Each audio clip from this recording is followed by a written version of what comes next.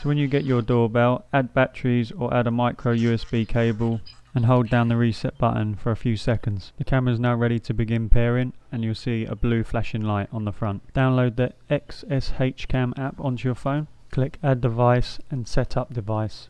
Here it'll ask you if there's a blue flashing light, press yes. This is when you'll select your Wi-Fi router that you have at home. Type in the Wi-Fi password. Here the doorbell will play a high-pitched sound. This is for the doorbell app to connect to the doorbell. If you can't hear it, turn the volume up on the side of your phone. This will pair the doorbell up with the information you've typed into the app.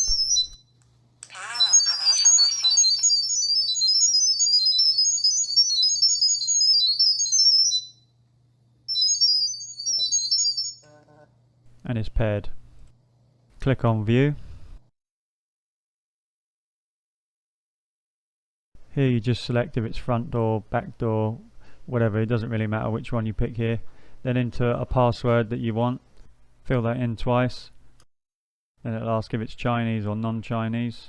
I click non-Chinese, click finish, then you can click on the image itself and it will load up the camera. So the doorbell camera is now displaying on the app on my phone. The doorbell is connected to my Wi-Fi router and I can connect to this camera either through my own Wi-Fi at home, or if I'm out and about I use the 4G connection on my phone, or if I connect to another Wi-Fi. These doorbell cameras are priced around £40. Check in the description what it comes with, because some will come with batteries, some won't, some will come with a chime and some won't, and some even include an SD card. So just check in the description what's actually included.